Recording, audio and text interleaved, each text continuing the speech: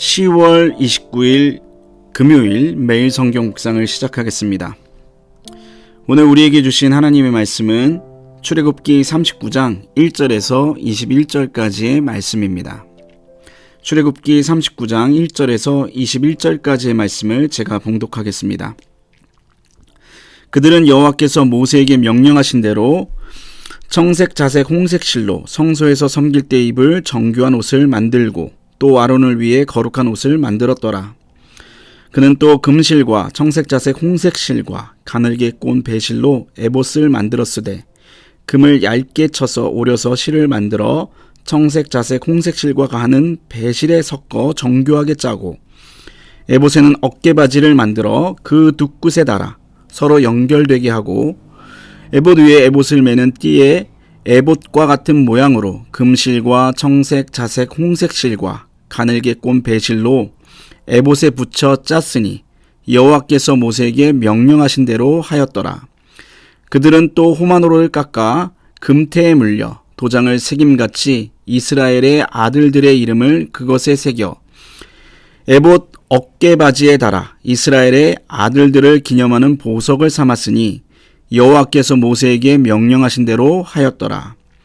그가 또 흉패를 정교하게 짜되 에봇과 같은 모양으로 금실과 청색, 자색, 홍색 실과 가늘게 꼰 배실로 하였으니 그것의 길이가 한 뼘, 너비가 한 뼘으로 네 모가 반듯하고 두 겹이며 그것에 네 줄 보석을 물렸으니 곧 홍보석, 황옥, 녹주옥이 첫 줄이요.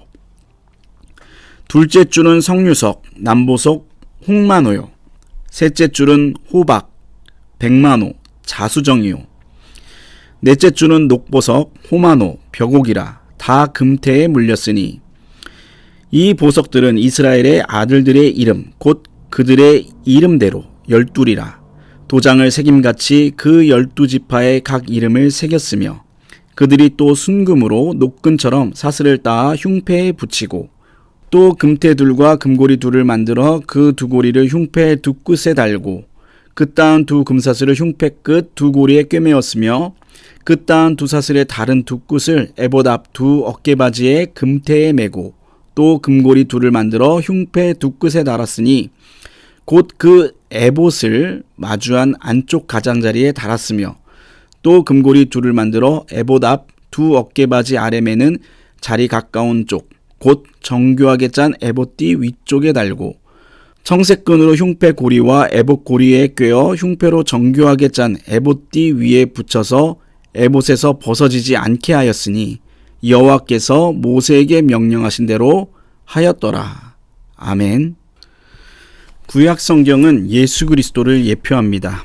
물론 구약 성경 자체로도 의미와 메시지가 있습니다. 사도 바울은 디모데후서 3장 16절, 17절 말씀에서 구약 성경의 유익을 이렇게 말씀하고 있습니다. 모든 성경은 하나님의 감동으로 된 것으로 교훈과 책망과 바르게 함과 의로 교육하기에 유익하니 이는 하나님의 사람으로 온전하게 하며 모든 선한 일을 행할 능력을 갖추게 하려 함이라. 디모데후서가 쓰일 당시 교회에는 구약 성경만 있었습니다.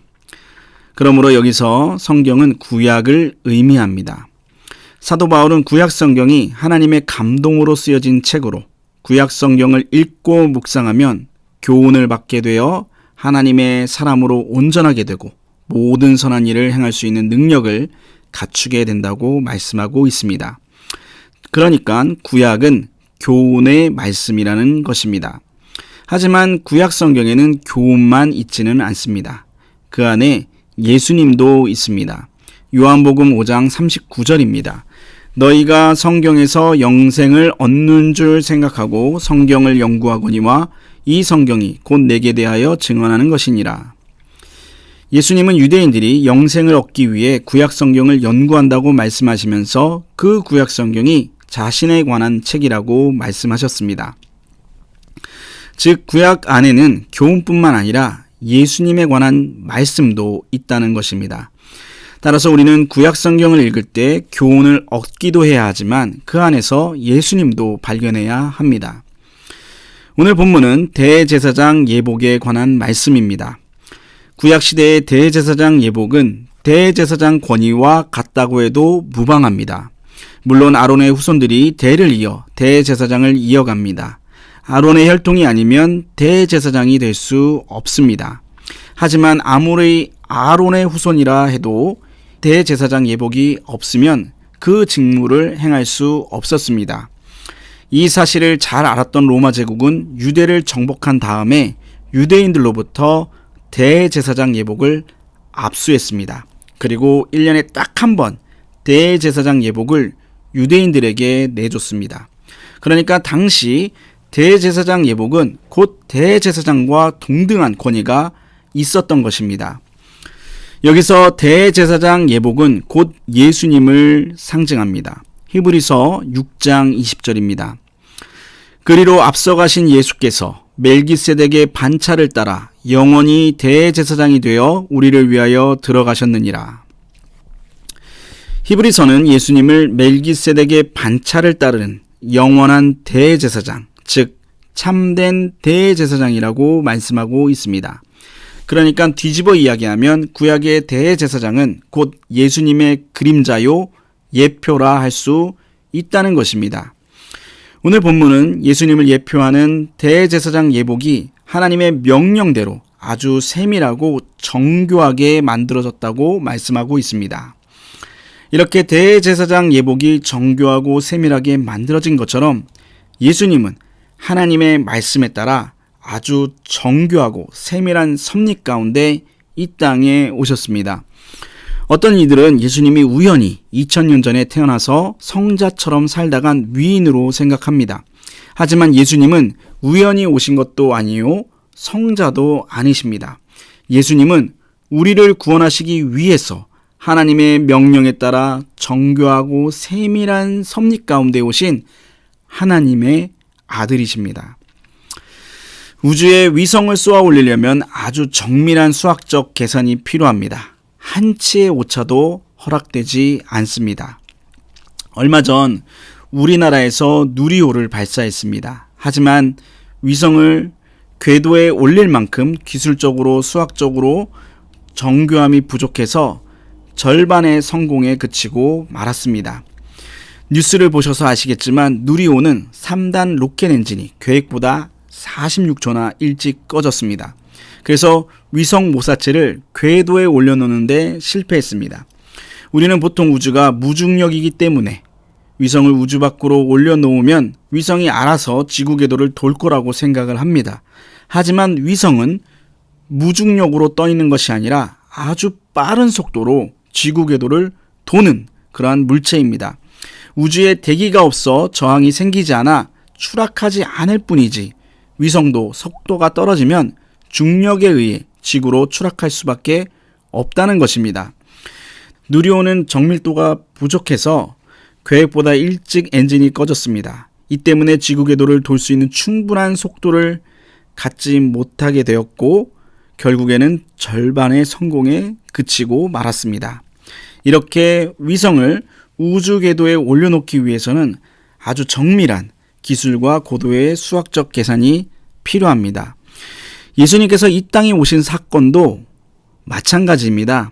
하나님은 우리를 구원하시기 위해 우주 발사체보다 더 세밀하고 정밀한 섭리 가운데 예수님을 우리에게 보내주셨습니다. 우리가 받은 구원은 우연이 아닌 하나님의 세밀한 섭리 가운데 정교하게 이루어진 은혜라고 할 수가 있습니다. 100주년 기념교회를 담임하셨던 이재철 목사님은 우리의 구원을 우연이 아닌 하나님이 핀셋으로 집어내신 사건이라고 설명하고 있습니다. 하나님은 우리가 태어나기 전부터 우리를 구원하시기로 작정하시고 많은 선지자들을 미리 이 땅에 보내셔서 예수님의 오심을 선포하게 하셨습니다. 그리고 수많은 역사적 사건들을 세밀하고 정밀하게 섭리하셔서 마침내 예수님을 이 땅에 보내주셨습니다. 이런 세밀한 하나님의 섭리가 있었기 때문에 우리 모두는 구원을 받는 은혜를 누리게 된 것입니다. 여러분, 이것이 바로 은혜인 것입니다. 사랑하는 성도 여러분, 우리의 구원은 이런 세밀한 섭리 가운데 이루어진 사건입니다. 그만큼 우리는 하나님의 사랑을 받은 존귀한 존재인 것입니다. 그렇기 때문에 우리는 이 구원의 감격을 잊지 않고 늘 감사하는 마음을 갖고 살아야 합니다. 언제나 구원의 감격을 잊지 않고 감사하며 사는 저와 여러분 되시기를 주님의 이름으로 축원합니다. 기도하겠습니다. 하나님 아버지, 이 새벽을 깨워주시고 말씀과 기도로 하루를 시작할 수 있도록 인도해 주심에 감사합니다. 하나님, 대제사장 예복은 하나님의 명령에 따라 세밀하고 정교하게 만들어졌습니다. 예수님이 이 땅에 오신 사건도 하나님의 말씀과 세밀하고 정교한 그러한 섭리 가운데 이루어진 사건임을 우리는 믿습니다. 하나님, 우리가 받은 구원이 얼마나 위대한 것인지를 깨닫게 해주셔서 받은 구원의 날마다 감격하며 살 수 있도록 주께서 인도하여 주시옵소서. 예수님의 이름으로 기도합니다. 아멘. 이제는 우리 주 예수 그리스도의 은혜와 하나님의 사랑과 성령의 교통하심이 일평생 구원의 감격을 잊지 않기로 결단하는 사랑하는 보문중앙교회 모든 성도 위에 이들의 삶과 가정과 생업과 앞날과 교회 위에 지금으로부터 영원토록 함께하옵시기를 간절히 축원하옵나이다. 아멘.